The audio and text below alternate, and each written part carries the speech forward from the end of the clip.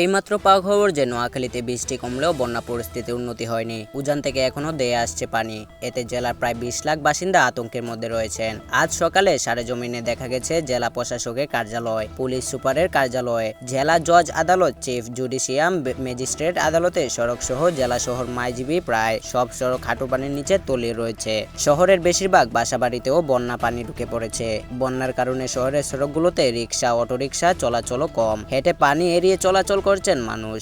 জেলা শহর মাইজদীর police training centre সংলগ্ন বাড়ির বাসিন্দা গৃহিণী সানজিদা আক্তার বলেন, পানির কারণে ৪ দিন ধরে গৃহবন্দী অবস্থায় রয়েছেন তিনি। ঘর থেকে বের হলে উঠানে প্রায় কোমর সমান পানি, গড়েও পানি ঢুকে পড়েছে। খাটের উপর গ্যাসের সিলিন্ডার রেখে কোনো রকম রান্না কাজ সারছেন। তিনি আরো বলেন, আশেপাশের মুদির দোকান এরই মধ্যে বন্ধ হয়ে গেছে।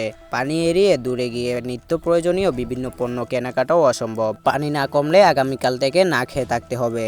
জেলা সেনবাগ ও বেগমগঞ্জ উপজেলার বাসিন্দারা জানান, ফেনীর দিক থেকে তাদের এলাকায় পানি আসছে। এ কারণে বৃষ্টি কম হলেও বন্যা পরিস্থিতি কোনো উন্নতি হচ্ছে না। সেনবাগ পৌরসভার ৮ নম্বর ওয়ার্ডের সাবেক কাউন্সিল খোরশেদ আলম প্রথম আলোকে বলেন, বৃষ্টি না হলেও আজ দুপুর নাগাদ বন্যা পরিস্থিতির আরও অবনতি হয়েছে। বন্যার কারণে তার ওয়ার্ডের বাসিন্দারা চরম দুর্ভোগের মধ্যে রয়েছেন। তার বাড়ির ভেতরেও হাঁটু পানি। বন্যার পানিতে ডুবে সেনবাগ মোহাম্মদ মাহবুব নামের শারীরিক প্রতিবন্ধী এক শিশুর মৃত্যু হয়েছে।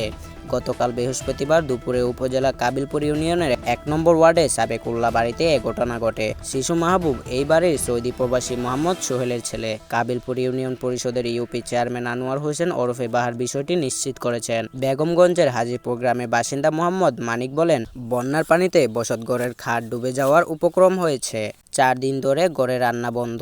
দূরের দোকান থেকে শুকনা খাবার কিনে এনে খেতে হচ্ছে। জেলা আবহাওয়া পর্যবেক্ষণ কেন্দ্রের পর্যবেক্ষক রফিকুল ইসলাম প্রথম আলোকে বলেন, নোয়াখালী জেলা শহর মাইজদীতে আজ শুক্রবার সকাল ৬টা পর্যন্ত এর আগের ২৪ ঘন্টায় ৭১ মিলিমিটার বৃষ্টিপাত রেকর্ড করা হয়েছে, যা এর আগে ২৪ ঘন্টায় প্রায় অর্ধেক। বৃষ্টি আরও কমে আসবে বলে আশাবাদ তার। জেলা ত্রাণ ও পুনর্বাসন কর্মকর্তা জাহিদ হাসান খান প্রথম আলোকে বলেন, জেলার ৮টি উপজেলায় ২০ লাখের বেশি মানুষ বর্তমানে পানিবন্দী অবস্থায় ঘরে রয়েছেন। আশ্রয় কেন্দ্রে উঠেছেন প্রায় ৭৬,০০০ মানুষ। জেলা প্রশাসকের পক্ষ থেকে সরকারি বরাদ্দ হিসেবে এ পর্যন্ত ৫০৫ মেট্রিক টন চাল ও নগদ ২৪ লাখ টাকা বরাদ্দ দেওয়া হয়েছে। আমাদের চ্যানেলটিতে যদি আপনারা নতুন হন তাহলে প্লিজ চ্যানেলটিকে সাবস্ক্রাইব করে রাখবেন।